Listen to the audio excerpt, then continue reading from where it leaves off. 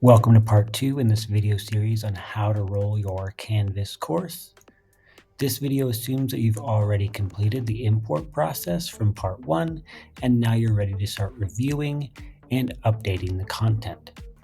Even though we copied over the content and Canvas shifted all the due dates, there's still a few more pieces that likely need to be checked and changed before we can publish this out to students. The first thing we're going to check is links. Broken links are just a fact of life of creating content that's on the internet. We want to fix broken links so that students are able to access that very important piece of learning that we need them to access. That text that really illuminates the concept for a student can't do its job if it's hidden behind a broken link. We can catch broken links by using the tool that's built into Canvas. So you'll go to your new site, click on Settings in the left-hand panel. And on the right side, we're looking for Validate Links in Content and click on that. Then you'll have one button to click, Start Link Validation.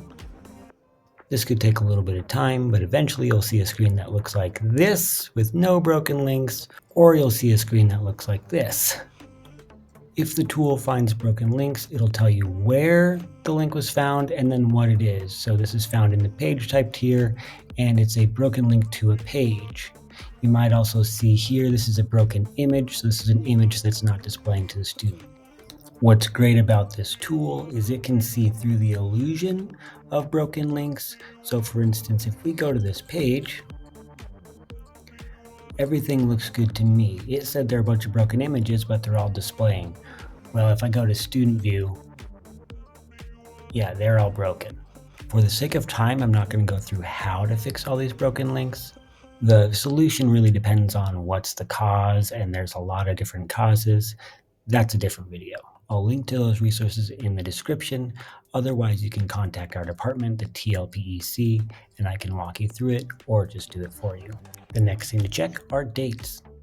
So yes, you probably used the shift dates feature in your import process and everything moved over great, but there's some things that you still want to double check. For instance, you might like everything due on Sundays, and so you set everything up that way, but then last time you taught it, there was a weird situation, and in the heat of the moment, you had to bump the due date over to Tuesday, and then you never set it back. Well, that Tuesday date has just been copied over to the new course, and so it'd be a good idea to just go check that, oh, here's a weird date, and set it back to your Sunday. I also recommend just having your syllabus handy, either on a different window or printed out, and then double check that the dates you're saying to the students on the syllabus match the dates that are in Canvas, so you're not sending mixed messages. While you're going through your class reviewing, keep an eye out for dates that you typed out in the instruction boxes or on pages. Dates like this aren't caught by the shift dates feature, and so you'll have to manually change that yourself, or you might even just remove it. That's why we promote doing language like this Sunday of week 1 that can shift and slide with the calendar. And lastly, look for mentions toward holidays or snow days. If you miss one, you might accidentally tell everybody Happy Halloween in March. I just mentioned it's a good idea to check that your syllabus and Canvas course line up. The syllabus is another source for a bunch of dates. So at the top, make sure that you change the dates. Are your office hours the same this semester? And at the very bottom in the schedule, are all these dates changed over to the new term? If that's all good, then you just need to make sure that you've actually uploaded the new updated version into the syllabus link. If you'd like to know how to update the syllabus, I'll show you right now. So I'm inside the syllabus tool. We'll just hit edit.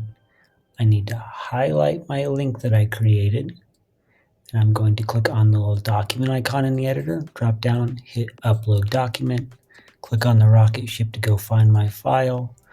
I tend to save my syllabi as PDFs, so I have a doc version and I have a PDF version, and I use the PDF version to show my students. Once it's in there, we submit, and then I like to hit link options, say preview inline, and then expand preview by default. Done, and update syllabus. All those settings will cause the new syllabus to load up in the screen without having to do extra downloads. with that, we reach the end of this video. I have a third video that talks about how to handle the template, modules, and pages so you can get rid of all this extra unnecessary content. Then you're done.